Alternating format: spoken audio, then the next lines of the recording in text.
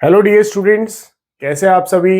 Hope so आप सभी बहुत अच्छे होंगे, स्वस्थ होंगे, मस्त होंगे और इन सर्दियों का मजा ले रहे होंगे, है ना।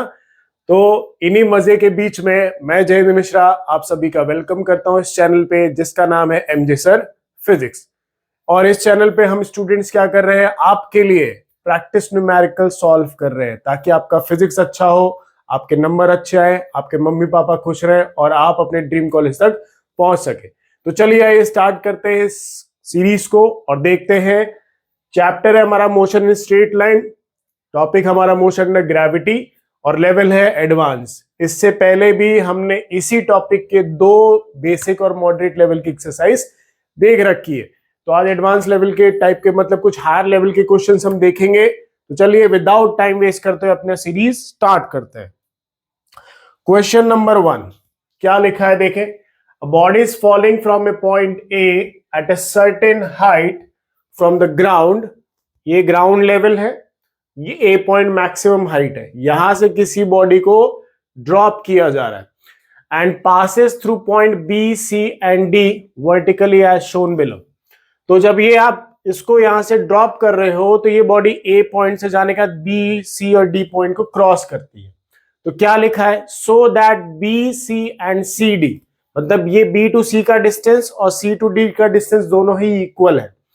Then the time taken by the particle to move from B to C is 2 second. मतलब बी टू सी में जब वो ट्रेवल कर रही है तो उसका टाइम कितना है, 2 second. And from C to D is 1 second. तो सी टू डी में कितना टाइम लगा, 1 second. Time taken by to move from A to B in seconds is, आपको ए टू बी का ये जो टाइम टी दिख रहा है इसी का वैल्यू फाइंड करना है। ठीक है, फिर से क्वेश्चन को समझिए। एक बॉडी को ये पॉइंट से आपने ड्रॉप किया बॉडी बी सी और डी पॉइंट को क्रॉस करती है। ठीक है, तो क्वेश्चन में बोला है कि बी टू सी का जो भी डिस्टेंस है वो डिस्टेंस सी टू डी के डिस्टेंस के इक्वल है। दोनों डिस्टेंसेस इक्वल है, but B to C cross करने का टाइम कितना है, 2 सेकेंड, और सी टू डी डिस्टेंस को ट्रेवल करने का टाइम है 1 सेकेंड। तो पता करना है ए टू बी का डिस्टेंस जो भी हुआ है उसमें कितना टाइम लगा बॉडी को क्रॉस करने। चलिए आइए स्टार्ट करते हैं सॉल्व करना। तो हमारा सॉल्यूशन हम यहां से देखते हैं, ध्यान से देखिएगा डायग्राम को। डायग्राम में बहुत सारी चीजें मिलती हैं हमें, है ना, पहले भी सिखाए। जब आप यहां से ड्रॉप करोगे तो इनिशियल वेलोसिटी क्या रहेगी बॉडी की, 0। मान लेते हैं ए टू बी का जो डिस्टेंस है उसको मान लेते, लेट कर लेते एक्स ले लिया। ठीक है, तो अगर एक्स डिस्टेंस पहले मैं देखूं, एक्स डिस्टेंस फाइंड करना हो तो एस इज इक्वल टू क्या लगाता हूं, UT plus half eighty square. ठीक है, अब ए टू बी डिस्टेंस है, पहले हम ए टू बी देख रहे हैं ना, ए टू बी ये, तो ए टू बी डिस्टेंस हमने क्या मान लिया, एक्स।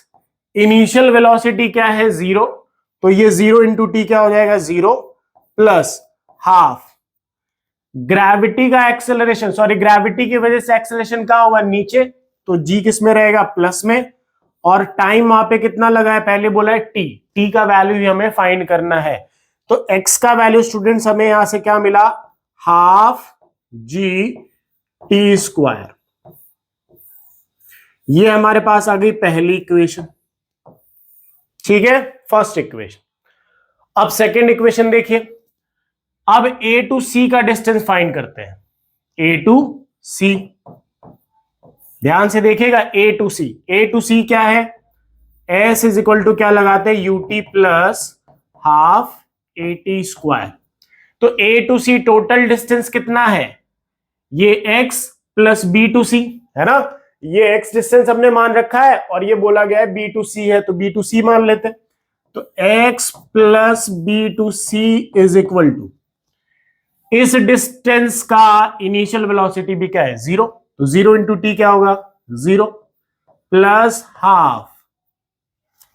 ठीक है, यहां के डिस्टेंस के लिए टाइम कितना लग रहा है, बी टू सी डिस्टेंस का टाइम कितना है, 2 सेकेंड, और सी टू डिस्टेंस का टाइम कितना है, 1 सेकेंड। ठीक है, तो एक्सेलरेशन ड्यू टू ग्रेविटी नीचे की तरफ है, जी प्लस में ही रहेगा क्योंकि बॉडी ग्रेविटी के एक्सेलरेशन की ही वजह से कहां आ रही है, नीचे। ड्रॉप करोगे तो ग्रेविटी ही इसको खींच रहा है, तो ग्रेविटी के फोर्स की वजह से ही एक्सेलरेशन नीचे है, वेलोसिटी भी इंक्रीजिंग है, तो जी प्लस में। टाइम कितना हो गया, टी प्लस टू। यहां का टाइम कितना है, टी, और यहां का टाइम कितना है, टू, तो कितना टोटल टाइम हो गया, टी प्लस टू का होल स्क्वायर। तो ये कितना आ गया हमारे पास, x plus B to C is equal to half G T plus two का क्या आ गया, होल स्क्वायर। ये हमारे पास कौन सी इक्वेशन आ गई स्टूडेंट्स, सेकेंड इक्वेशन आ गई। ठीक है, अब बाकी देखते हैं आगे।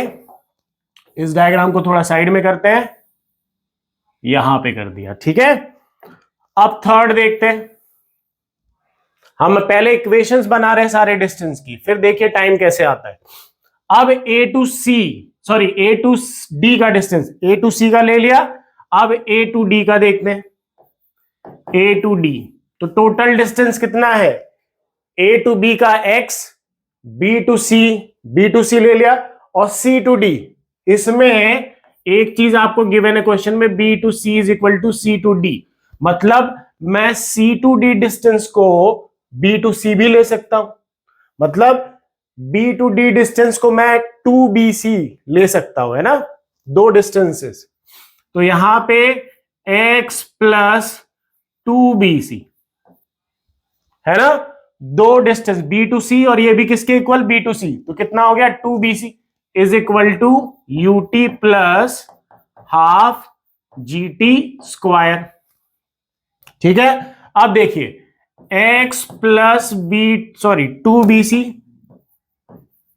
इज इक्वल टू यू कितना रहेगा यहां पे, जीरो, तो zero plus half acceleration due to gravity G. Time कितना लग गया, यहां का टाइम t, यहां का टाइम 2, और यहां का टाइम 1, तो 2 प्लस 1 कितना हो गया, 3, तो t प्लस कितना हो गया स्टूडेंट्स, t प्लस 3 का क्या हो गया, होल स्क्वायर। तो x plus two B C is equal to half G T plus 3 का क्या आ गया, होल स्क्वायर। तो ये कौन सी इक्वेशन बन गई हमारे पास, थर्ड इक्वेशन। ठीक है, तीन इक्वेशन आ गई। अब अपने को टाइम चाहिए, तो मैं क्या करता हूं, पहले थर्ड इक्वेशन में से सेकंड इक्वेशन को माइनस करता हूं। ठीक है, third equation minus second equation, तो थर्ड इक्वेशन माइनस, पहले थर्ड इक्वेशन लिखे, x plus two B C is equal to half G T plus 3 का होल स्क्वायर। ठीक है, इसमें से माइनस करना है इसको, तो यहां पे लिख देते हैं माइनस x प्लस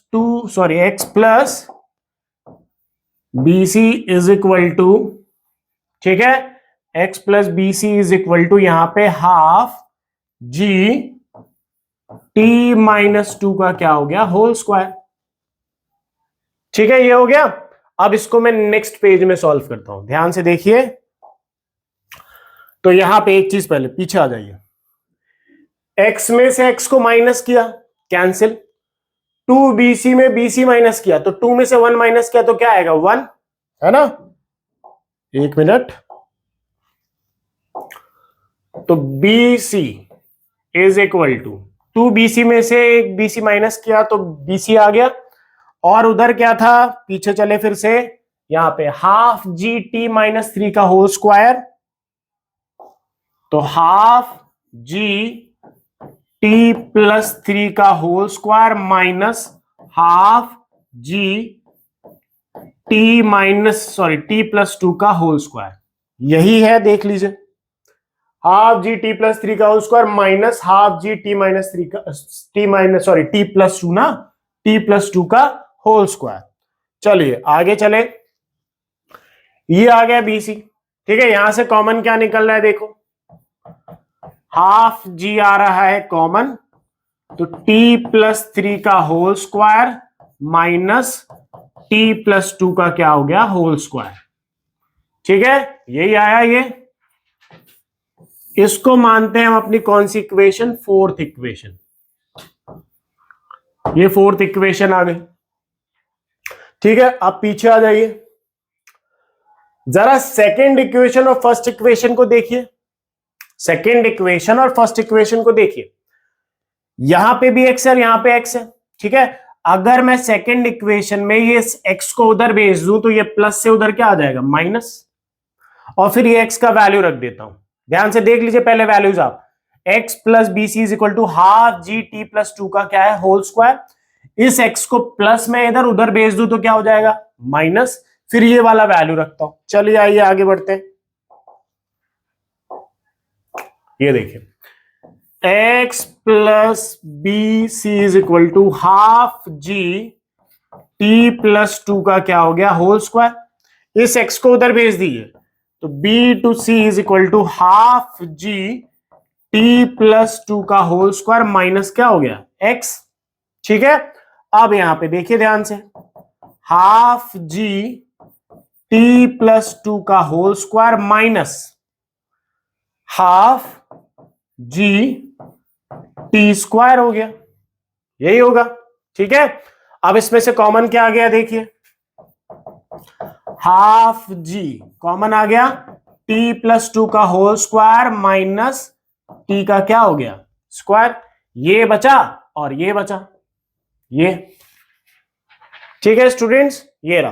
तो ये हमारे पास कौन सी आ गई इक्वेशन, फिफ्थ इक्वेशन मान ली हमने।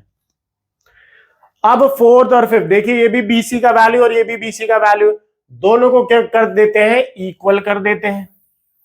तो ये इधर रखिए, half G T plus two, T plus two का होल स्क्वायर माइनस क्या हो गया, T square is equal to ये वाली वैल्यू हाफ जी, ये हो गया, इन ब्रैकेट ओपन करें, क्या है, टी प्लस थ्री का whole square, t plus three का whole square minus T plus two का क्या हो गया, होल स्क्वायर, और ये पूरा क्लोज। ठीक है, हाफ जी से हाफ जी हो गया कैंसिल। अब a प्लस बी का whole square, a plus b का whole square is equal to a square plus b square plus 2ab। तो a का वैल्यू a है, तो a square plus b square, t का स्क्वायर सॉरी 2 का square कितना, 4 plus 2ab, 2 into में ab। ठीक है, तो 2 इंटू में ab, b का वैल्यू 2, तो 2 इंटू 2 कितना हो गया, 4, तो ये हो गया 4t। A square plus b square plus 2ab, ध्यान रखने वाली वैल्यूज है ये। अब माइनस रख दीजिए यहां पे, फिर उसके बाद यहां पे, ठीक है, यहां पे क्या दिख रहा है, एक मिनट, माइनस टी स्क्वायर, ये हो गया इज इक्वल टू, अब इधर आ जाइए, इधर भी ए प्लस बी का क्या लगेगा, होल स्क्वायर, रखिए यहां पे, a square plus b square plus 2ab, 2 3 जा 6, 60 हो गया, माइनस टी प्लस टू का होल स्क्वायर, तो ये रहा टी प्लस टू का होल स्क्वायर, ये वैल्यू उधर भी रख दीजिए, T square plus 4 plus 4t, ये हो गया। अब देखिए इधर टी स्क्वायर से ये टी स्क्वायर कैंसिल, एक प्लस में एक माइनस में, तो कितना बचा, 4t प्लस 4 इधर बचा, इज इक्वल टू, इसको एज इट इज लिखेंगे इधर, टी स्क्वायर प्लस 9 प्लस 60। ठीक है, और उसके बाद ये माइनस को अंदर मल्टीप्लाई करेंगे, तो माइनस प्लस क्या हो गया, minus T square, minus plus minus 4, minus plus minus 4t। अब देखें यहां पे, ये टी स्क्वायर से ये माइनस टी स्क्वायर कैंसिल, ठीक है, तो इधर 4t plus 4 is equal to 9 minus 4, 9 minus 4 is 5, ठीक है, और 60 minus 4t minus 2t, sorry 60 minus 4t is 2t, ये हो गया स्टूडेंट, 6 माइनस 4 इज 2। अब देखिए t वाली टर्म को इधर लेके आइए, 4 को उधर लेके जाइए, तो 4t, ये प्लस में इधर आया तो minus 2t is equal to, यहां पे पहले से 5 है, ये प्लस 4 उधर गया तो माइनस 4, ठीक है, 4t minus 2t is 2t, और 5 माइनस 4 इज 1, तो t इज इक्वल टू कितना आ गया 1/2, मतलब 0.5 सेकेंड आ गया हमारा आंसर। ठीक है, ये हमारा आंसर है। हमने पहले इक्वेशंस बनाए, पीछे आ जाइए। पहले हमने ए बी का इक्वेशन बनाया, फिर ए टू सी का इक्वेशन बनाया, फिर ए टू डी का इक्वेशन बनाया, फिर थर्ड में से सेकंड को माइनस किया तो ये आया। ठीक है, फिर उसके बाद फर्स्ट के वैल्यू को सेकंड में पुट किया तो ये वैल्यू आया। फिर दोनों वैल्यूज बी टू सी के ही हैं तो दोनों को एक दूसरे के इक्वल कर दिया, ए प्लस बी का होल स्क्वायर वाली आइडेंटिटी का यूज किया, सॉल्व किया तो ये आ गया। ठीक है, पॉज करें स्टूडेंट्स, नोट करें। क्वेश्चन अच्छा था, इजी था, लेंदी था, बट यही क्वेश्चंस फिजिक्स को स्ट्रांग बनाते हैं।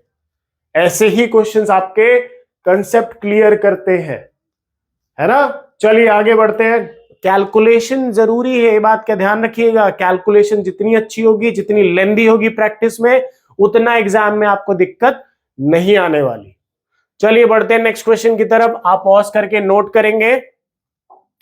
ये रहा क्वेश्चन नंबर 2। क्या लिखा है पढ़े जरा। A ball is drop from a bridge, एक बॉल को ब्रिज से ड्रॉप किया जाता है, that is 45 metre above the water surface. Water surface से ब्रिज की हाइट कितनी बोली है 45 मीटर। आगे देखें, if the ball directly into a boat which is moving with constant velocity, मतलब इफ बॉल फॉल्स डायरेक्टली, अगर बॉल को आप ब्रिज से गिरा दो 45 मीटर हाइट से, तो एक बोट उधर से आ रही है तो बोट आते आते बॉल उस पर ही गिरेगी। The boat is 12 metre away from the point of impact when the ball is drop. तो जब आप बॉल गिरा रहे हो तो बॉल जिस हाइट से उस वाटर सरफेस की तरफ जा रही है, तो बोट उस पॉइंट से कितना दूर है 12 मीटर पे है। The speed of the boat is, कितनी स्पीड होगी बोट की कि वो उस डिस्टेंस को कवर करे और बॉल उसके ऊपर जाके गिरे। चलिए डायग्राम से भी बनाते हैं, डायग्राम से भी आपको समझाता हूं। मान लो ये रिवर है, ठीक है, रिवर मान ली, रिवर मान लेना। रिवर का पानी वैसे पीला तो नहीं होता, पीला कब होता है वो तो पता ही है। ये हो गई रिवर, ठीक है। यहां पे बना दी मैंने एक बोट,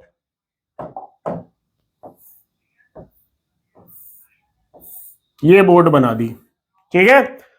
अब यहां पे है एक हमारा ब्रिज जिसका वाटर सरफेस से हाइट कितना बोला है 45 मीटर हाइट बोला हुआ है। यहां से एक बॉल को ड्रॉप किया जा रहा है, ठीक है, ड्रॉप किया जा रहा है, वाटर सरफेस से हाइट बोल दी है, और जिस पॉइंट पे ये गिरने वाली है वहां से बोट का डिस्टेंस कितना बोला है 12 मीटर है, ठीक है। अब बोला गया the boat is 12 metre away from the point of impact when the ball is dropped. जैसे आप बॉल को ड्रॉप कर रहे हो तो उस टाइम पे बोट का डिस्टेंस यहां से कितना है 12 मीटर है। तो अब आपको यह बताना है कि बोट की स्पीड कितनी होगी, बोट की स्पीड कितनी होगी ताकि बोट जैसे ही यहां पे पहुंचे बॉल इसके ऊपर ही गिरनी चाहिए। तो इस क्वेश्चन से एक हिंट मिल रहा है, ध्यान से देखें। जितने टाइम में ये बॉल नीचे आई है उतने ही टाइम में ये बोट यहां पहुंची, यही हुआ ना। जितने टाइम तुमने यहां बॉल छोड़ी, यहां छोड़ने वाले हो तो ये डिस्टेंस कितना है 12 मीटर है। अब जैसे तुमने बॉल छोड़ी बोट आगे जा रही है, तो जितने टाइम में बॉल नीचे पहुंची है उतने टाइम में बोट भी यहां पहुंच गई। मतलब इसका ड्रॉपिंग पॉइंट, सॉरी, इसका ड्रॉपिंग टाइम और इसका आगे आने वाला टाइम, दोनों टाइम क्या है इक्वल है ना। जितने टाइम में बॉल नीचे पहुंची उतने ही टाइम में तो बोट यहां पहुंचेगी, तभी तो बॉल बोट के ऊपर गिरेगी। अगर नहीं पहुंचेगी तो बॉल कहां गिर जाएगी पानी में। तो जितने टाइम में बॉल यहां पे पहुंची उतने टाइम में कहां कौन पहुंच गया, बोट भी पहुंच गया। तो चलिए हम क्या मिला हमें यहां से condition, time taken by ball is equal to time taken by boat. दोनों टाइम एक दूसरे के क्या है इक्वल। अब जब भी ड्रॉप करते हैं तो सिंपल सी बात है, फॉर्मूला क्या होता है स्टूडेंट्स, किसी भी ड्रॉप, कोई बॉडी फ्री फॉल कर रही है यहाँ पे, तो टाइम होता है अंडर रूट 2h बाय जी, यही फॉर्मूला हमने पढ़ा है। और ये डिस्टेंस कवर कर रही है, तो टाइम इज इक्वल टू क्या होता है, speed is equal to distance upon क्या होता है, speed is equal to distance upon time होता है ना स्टूडेंट्स ये। तो टाइम इज इक्वल टू क्या हो जाएगा, यहाँ पे टाइम को ऊपर भेज दो, स्पीड कहां जाएगा, नीचे। तो टाइम इज इक्वल टू क्या हो गया स्टूडेंट्स, डिस्टेंस अपॉन स्पीड, ये हो गया। तो अब यहां पे time is equal to distance upon speed, तो डिस्टेंस को डिनोट करते हैं x से, स्पीड को डिनोट करते हैं हम v से, ठीक है। इधर रूट हटाओ, इधर क्या लग जाएगा, स्क्वायर। तो 2h by G is equal to क्या हो गया, X square by V square, ठीक है। अब v चाहिए ना हमें, तो v स्क्वायर को ऊपर भेजो, ये टर्म इधर नीचे लेके आओ, तो v square is equal to x square by 2h by g, तो जी कहां आएगा, ऊपर, ये रहा, ठीक है। ये 2h बाय जी इधर नीचे था, 2h बाय जी, तो जी कहां जाएगा, ऊपर। अब वैल्यूज रखते हैं, v स्क्वायर, x कितना डिस्टेंस दिया है बोट का, 12 मीटर, तो 12 का हो गया स्क्वायर, मल्टीप्लाई जी का वैल्यू कितना ले ले, 10, डिवाइडेड बाय, जी का वैल्यू 10 बोला है ना, 10 ले लिया, 2 इंटू एच, हाइट कितनी है 45 मीटर, तो ये हो गया स्टूडेंट्स 45 मीटर, ठीक है। आगे सॉल्व करें तो v square is equal to 12 का स्क्वायर 144, और 144 इंटू 10 1440 डिवाइडेड बाय, ठीक है। 12 का स्क्वायर 144, 144 इंटू 10 इज 1440, और 2 इंटू में 45 90, ठीक है। अब एक जीरो से एक जीरो को कैंसिल कर दो, 9 से कितनी बार में जाता है ये, 16 टाइम्स में। तो यहां पे अब सॉल्व कर देते हैं इधर, तो v स्क्वायर का वैल्यू कितना आया 16, स्क्वायर हटाओगे उधर क्या लग जाएगा, रूट 16 हो गया। रूट 16 का वैल्यू कितना होता है स्टूडेंट्स, 4 मीटर पर सेकेंड, होशियार हो, है ना, 4 मीटर पर सेकेंड। तो कौन सा ऑप्शन मैच कर रहा है, ऑप्शन नंबर सी हमारा यहां पे मैच कर रहा है, ठीक है। पॉज करें स्टूडेंट्स, नोट करें, कंसेप्ट समझ में आना चाहिए, कंसेप्ट समझ में आना चाहिए। क्वेश्चन अगर आपको जो कह रहा है वो अगर आप बना लो तो फिर कोई दिक्कत वाली बात नहीं है, ठीक है। पॉज करें, नोट करें, हम बढ़ते अपने नेक्स्ट क्वेश्चन की तरफ।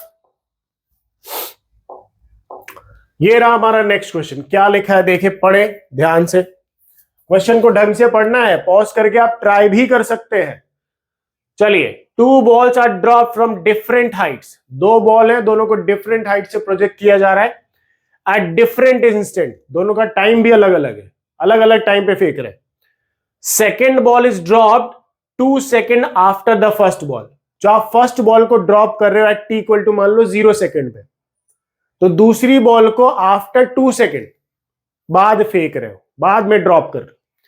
If both ball reaches the ground simultaneously after 5 second, मतलब दोनों बॉल एक ही टाइम पे गिरती है नीचे, एक को बाद में ड्रॉप कर रहे हो, एक को पहले ड्रॉप कर रहे हो, है ना, तब भी दोनों एक साथ ही नीचे पहुंचती है ग्राउंड पे, साथ में ही नीचे पहुंची ग्राउंड पे, ठीक है।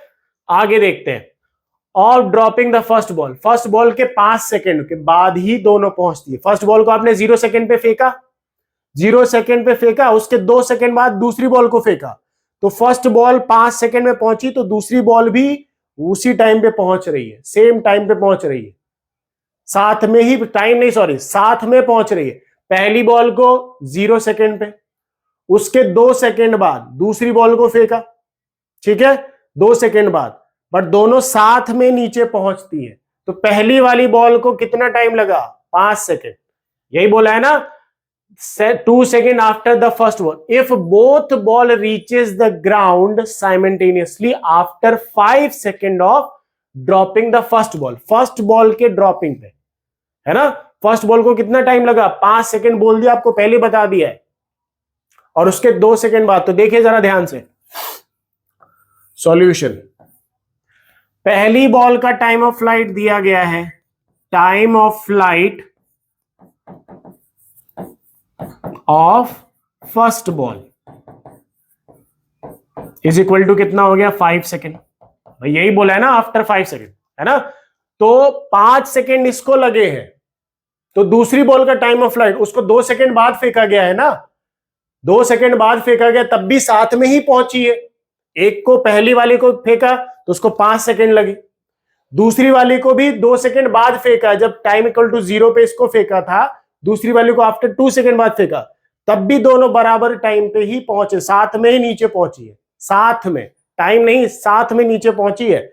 तो आफ्टर 2 सेकेंड बाद फेंका है, तो टाइम ऑफ फ्लाइट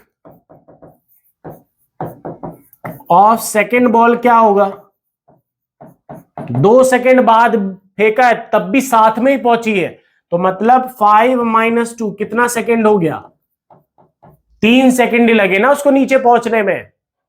भाई एक को 5 सेकेंड पे, एक को 0 पे फेंका, उसके 2 सेकेंड बाद दूसरी को फेंका, दूसरी को फेंक दिया, तब भी दोनों साथ में पहुंच रही है। तो पहली वाली को 5 सेकेंड लगा नीचे पहुंचने में, तो दूसरी वाली को कितना लगेगा, 3 सेकेंड लगेगा, तभी तो दोनों साथ में पहुंचेंगी। अब दोनों का टाइम आ गया, दोनों को ड्रॉप कर रहे हो तो इनिशियल वेलोसिटी क्या होगी बोथ बॉल की, 0। दोनों को ड्रॉप ही किया जा रहा है ना, तो इनिशियल वेलोसिटी क्या होगी 0। और ड्रॉप करोगे तो एक्सेलरेशन ड्यू टू ग्रेविटी कहां लगेगा, नीचे, तो एक्सेलरेशन दोनों का क्या रहेगा +g, बोथ बॉल। ये सारे वैल्यूज हमें क्वेश्चन देता है ऐसे।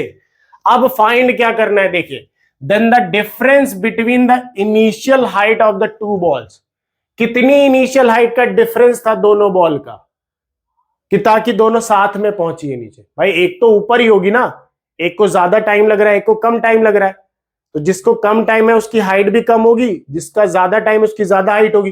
तो दोनों को अलग अलग हाइट पे फेंका, जैसे डायग्राम बना दूं मैं यहाँ पे, एक बॉल को ये रहा ग्राउंड मान लीजिए, एक बॉल को यहां से ड्रॉप किया, एक बॉल को यहां से ड्रॉप किया, ठीक है। इसको यहां तक पहुंचने में मान लो कितना टाइम लगा, इसकी हाइट मान लो h1 है, टाइम कितना लगा 3 सेकेंड।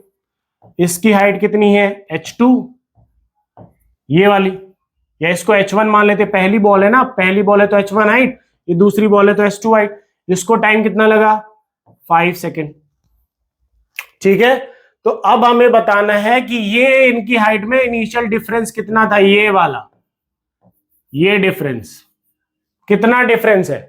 तो क्या करना है, h1 हाइट निकाल लो, h2 हाइट निकाल लो, h1 में से h2 को क्या करो माइनस कर दो, माइनस करते ही ये वाला डिस्टेंस आ जाएगा, और इतनी हाइट में से इतनी हाइट को हटा देना है, तो ये वाली हाइट आएगी। तो चलिए पहले h1 फाइंड करें, ut plus half AT square, ठीक है। h1 देखिए, u कितना बताया स्टूडेंट्स, u कितना 0, u इसका भी क्या होगा 0, तो 0 इंटू टी क्या हो गया 0 प्लस हाफ g, t कितना है यहाँ पे, g का वैल्यू भी रख देते हैं, g का वैल्यू क्वेश्चन में बोला है 9.8 लेना है, तो 9.8 इंटू में कितना टाइम लगा 5 का स्क्वायर, तो h1 इज इक्वल टू कितना आ गया, 2 से डिवाइड करो 9.8 को, तो 4.9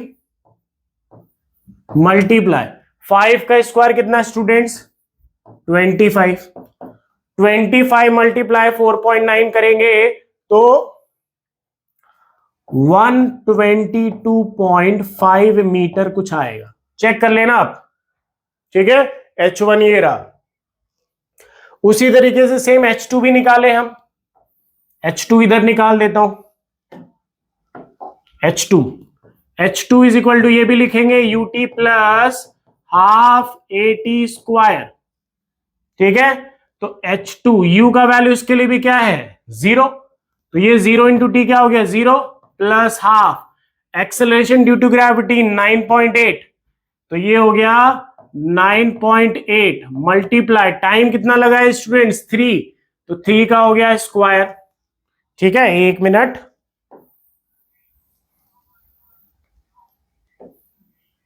हम्म, एक मिनट, इसको थोड़ा सा इधर कर दे।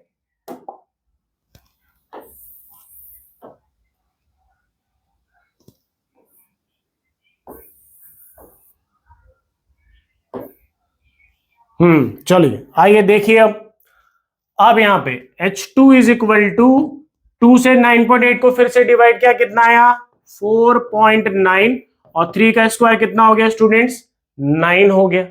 ठीक है, अब इसको मल्टीप्लाई करिए तो 9 9 से 81, ठीक है 44.1 आएगा।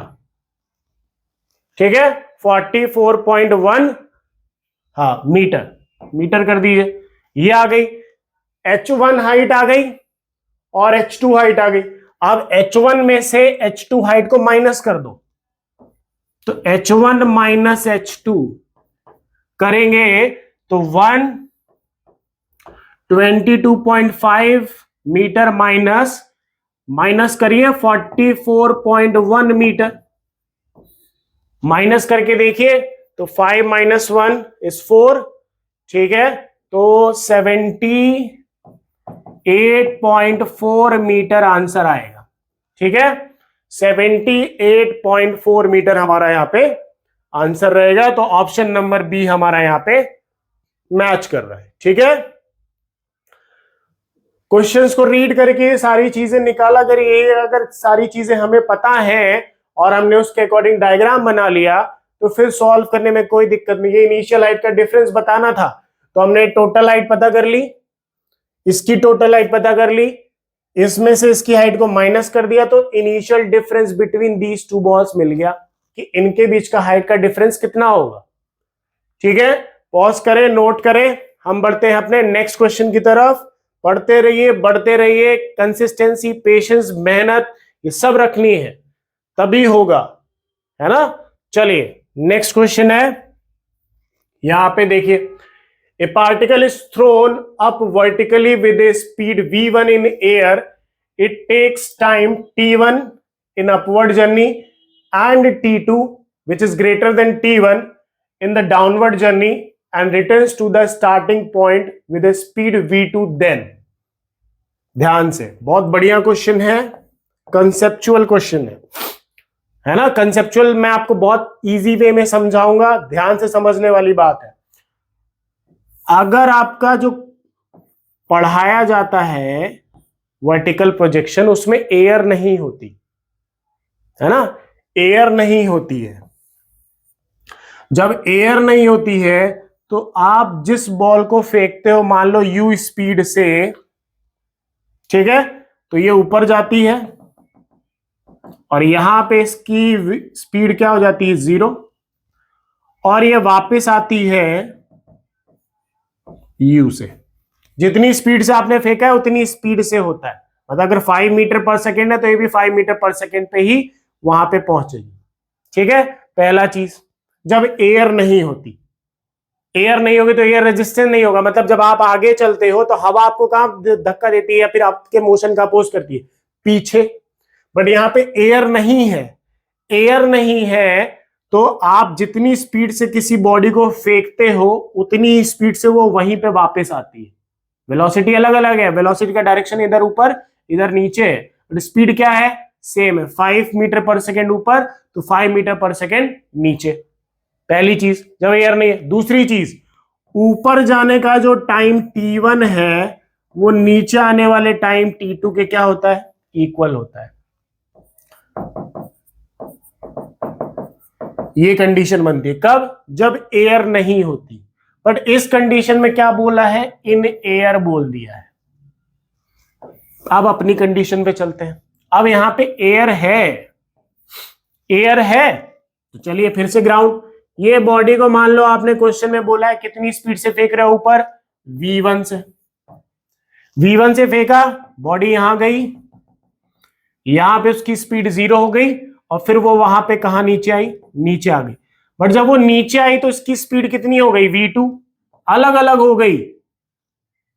अलग अलग क्यों हुई कि जब आप आगे जा रहे हो तो इस केस में हवा आपका अपोज कर रही थी, जब आप ऊपर जा रहे थे हवा आपका अपोज कर रही थी, इधर भी जा रहे हो भाई इस केस में जब आप ऊपर जा रहे हो तो gravity, acceleration due to gravity कहां लगे, ग्रेविटी आपको कहां खींचेगी, ये जैसे बॉल ऊपर जा रही है तो ग्रेविटी भी नीचे खींच रही है, और ऊपर जा रही है तो हवा भी उसको कहां की तरफ फोर्स लगाएगी, अपोजिट में। तो हवा के एक्सेलरेशन भी कहा इधर, हवा की वजह से एक्सेलरेशन ड्यू टू ग्रेविटी भी नीचे और सूडो फोर्स का ये भी नीचे, ठीक है, सूडो फोर्स की वजह से ये एक्सेलरेशन नीचे। बट जब आप नीचे आ रहे हो, बॉडी नीचे आ रही है तो ग्रेविटी भी नीचे लग रहा है, बॉडी नीचे आ रही है, ग्रेविटी नीचे लग रहा है, बट हवा आप कहां की तरफ अपोज करेगी, ऊपर की तरफ, तो सूडो फोर्स का एक्सेलरेशन ऊपर। इस बार ये अपोज कर रहा है, इधर क्या थे, दोनों अपोज कर रहे थे, इधर ग्रेविटी अब क्या कर रहा है, आपकी हेल्प कर रहा है, और सूडो फोर्स आपका अपोज कर रहा है, ठीक है। बट मैं इन सब चीजें कॉम्प्लिकेशन में नहीं जाऊंगा, आप ध्यान से देखिए बस, है ना। अगर मैं इन सबको हटा दूं, चलिए ये ग्रेविटी बहुत हो गया, हटा देते हैं इनको, चलो भैया टाटा बाय बाय, ठीक है। क्वेश्चन को पढ़ते हैं। अ particle is throne up with speed v1, फेंक दिया, इन एयर, हवा में फेंका है, ठीक है। यहां पे आके उसकी स्पीड 0 हो गई, फिर वो वापस नीचे गई। ये तो फिक्स है कि जितना ऊपर गई है उतना ही नीचे आई है, डिस्टेंस तो भैया उतना ही होगा, जितना ऊपर गई उतना ही नीचे आई, डिस्टेंस तो सेम है। बट क्वेश्चन में क्या कह रहा है, इट टेक्स t1 टाइम, इधर का टाइम t1 है और इधर का टाइम क्या है, t2 है, ठीक है, journey, and t2 is greater than, question में बोल दिया कि t2 ग्रेटर है t1 से in this downward journey and returns to the starting point, then कौन सी स्पीड ज्यादा है। भाई इस केस में तो दोनों स्पीड क्या है, इक्वल है, बट इस केस में क्या है, इस केस में v1 बड़ा है v2 से या v2 बड़ा है v1 से, या दोनों इक्वल, दोनों इक्वल तो नहीं होंगे, इक्वल नहीं, इक्वल की कंडीशन में एयर नहीं होनी चाहिए, इक्वल तो नहीं होंगे, कोई एक ज्यादा है कोई एक कम है। तो अब ध्यान से आइए, ऊपर गए, ये कंडीशन दी हमें, t2 t1 से ज्यादा है, मान लेते हैं t2 है 5 सेकेंड 5 सेकेंड और t1 है 3 सेकेंड, ठीक है, ध्यान से देखिएगा। तो ऊपर जाने का टाइम कम है, मतलब ये डिस्टेंस को, एस डिस्टेंस को कवर करने का टाइम यहां पे कम है, और नीचे आए हम तब भी हमने एस डिस्टेंस कवर किया, बट टाइम यहां ज्यादा लग गया, यहां पे एस डिस्टेंस कवर किया तो ये टाइम कम है, और यहां से नीचे आने में भी हमने एस डिस्टेंस कवर किया, बट टाइम ज्यादा है। तो एक चीज बताइए, जब हम किसी जगह मान लीजिए जाते हैं, जैसे आप अपने घर से कोचिंग गए, जाते टाइम आपको टाइम कम लगता है क्योंकि जल्दी जल्दी जाना होता है, तो आप स्कूटी को भगा के जाते हो, स्पीड ज्यादा होती है, और जब वहां से कोचिंग से घर आते हो तो भैया घूम फिर के आते हो तो टाइम ज्यादा लगता है ना। मान लो इधर उधर नहीं जाना है, पर धीरे धीरे आते हो, स्कूटी धीरे धीरे आराम से इधर उधर देखते हो, है ना, सारी चीजें इधर उधर देखते हो, कौन जा रहा है कौन नहीं जा रहा, खूबसूरत कौन है, ये सब वो सब, है ना।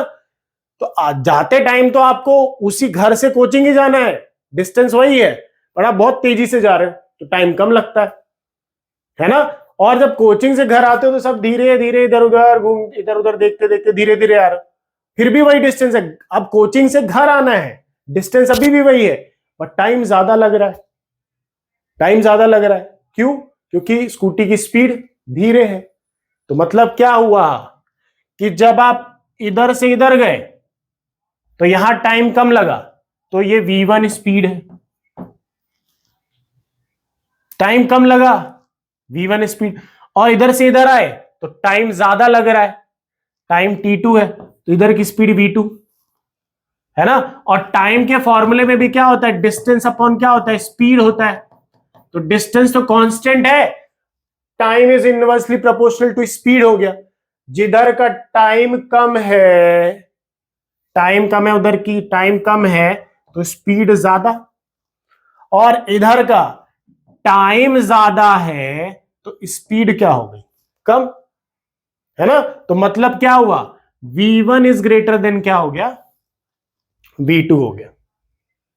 समझ में आया, इधर से सेम डिस्टेंस ही ट्रेवल करना है, एस डिस्टेंस ट्रेवल करने में टाइम कम लग रहा है, तो टाइम कम लग रहा है तो स्पीड ज्यादा होगी, और इधर से इधर आ रहे हैं तो सेम डिस्टेंस ही है बट टाइम ज्यादा लग रहा है, टाइम ज्यादा लग रहा है मतलब स्पीड कम है, तो मतलब v1 इज ग्रेटर देन क्या हो गया, v2 हो गया। तो कौन सा ऑप्शन मैच कर रहा है? ऑप्शन नंबर सी हमारा यहां पे मैच कर रहा है। ठीक है, पॉज करें स्टूडेंट्स, नोट करें। कंसेप्चुअल क्वेश्चंस ज्यादा अच्छे होते हैं। क्यों मैं ज्यादा अच्छा मानता हूं? क्योंकि कंसेप्ट बहुत बढ़िया से समझ में आता है इसमें। चलिए बढ़ते हैं नेक्स्ट क्वेश्चन की तरफ। क्वेश्चन नंबर नेक्स्ट ये रहा। A particle is thrown vertically upward from the surface of earth. Let TP be the time taken by particle to travel from a point P above the earth to its highest point and back to the point P. Similarly, let TQ be the time taken by the particle to travel from another point Q above the earth to its highest point and back to the same point Q.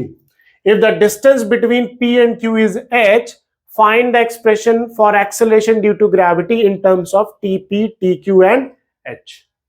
Question समझना है, ध्यान से देखिए। पहले मैं इधर आपके लिए डायग्राम बना देता हूं, ठीक है। ये मान लीजिए अर्थ सरफेस है, यहां से आप किसी बॉडी को प्रोजेक्ट करते हो तो बॉडी ऐसे जाएगी और वापस कहां आएगी? नीचे, ये आ गई।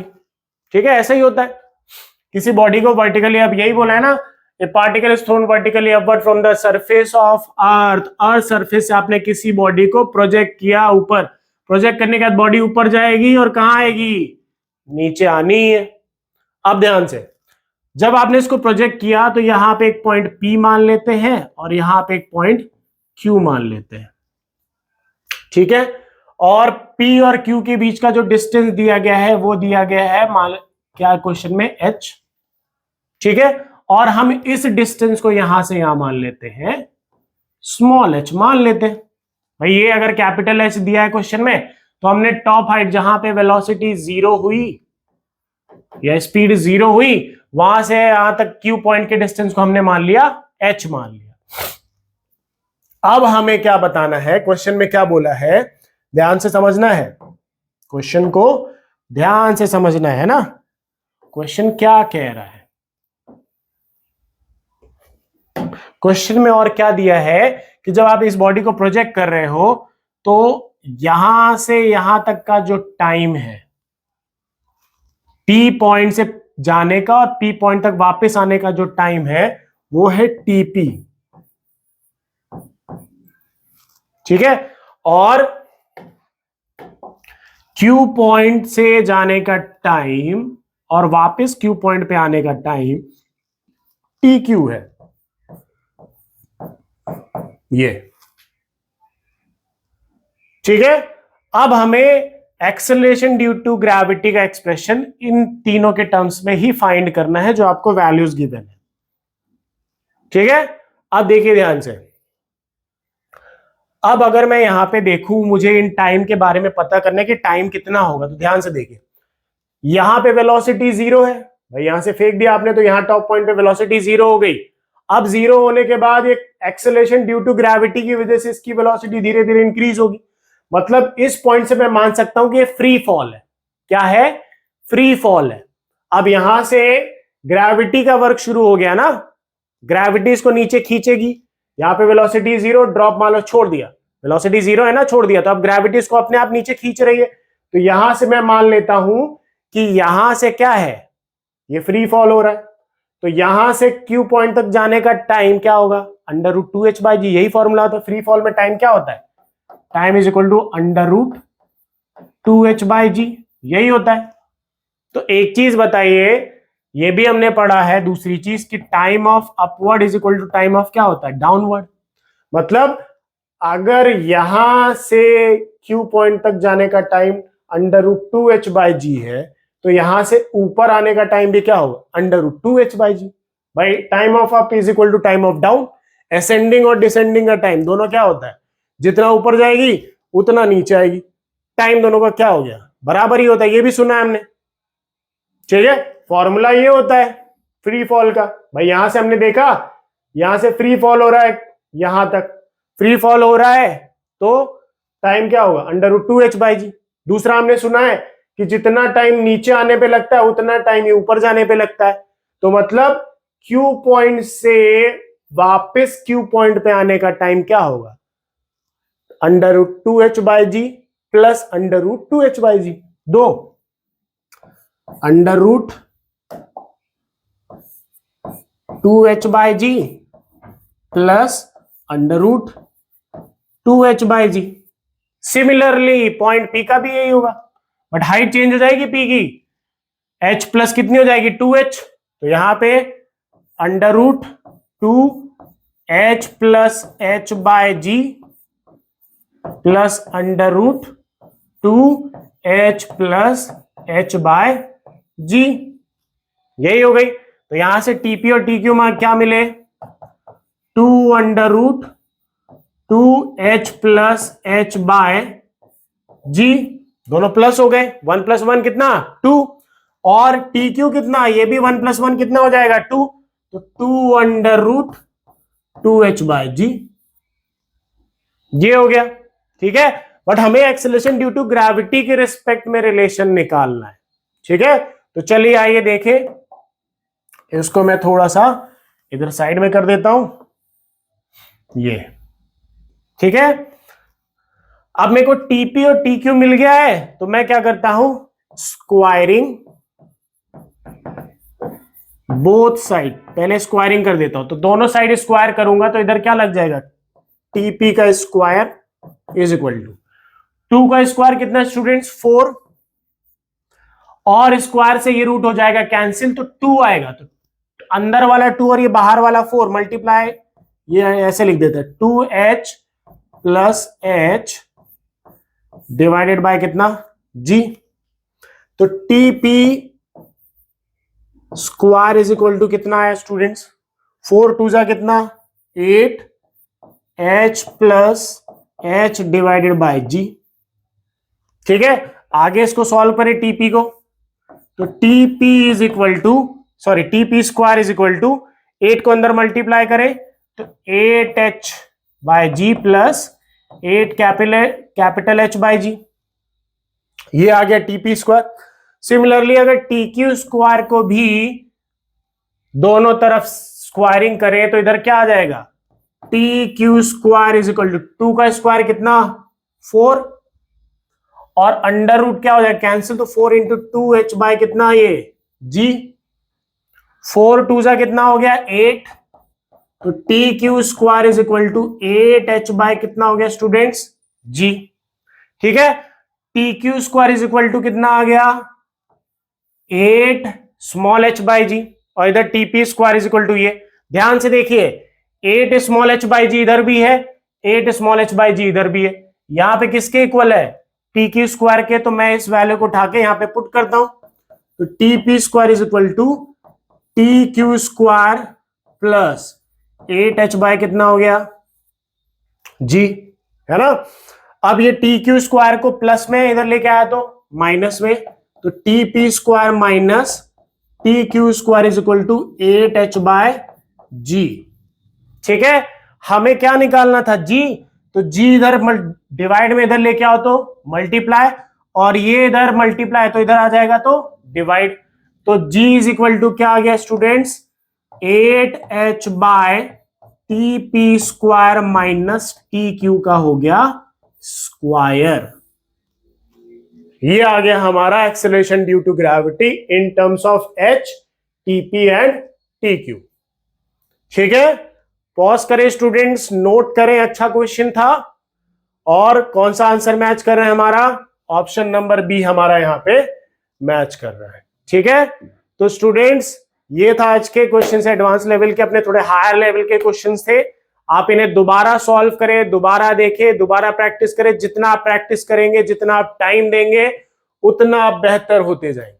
ठीक है, तो इसी के साथ आपके लिए एक होमवर्क क्वेश्चन ये रहा, इसको नोट डाउन करिए, प्रैक्टिस करिए, अपने आंसर्स को कमेंट्स करिए। ठीक है, तो चलिए मिलते हैं नेक्स्ट वीडियो में, अगले वीडियो में आपको नया टॉपिक दिखेगा, हमने इस टॉपिक के तीनों लेवल कर लिए हैं। ठीक है, तो मिलते हैं नेक्स्ट वीडियो में, तब तक के लिए थैंक यू सो मच।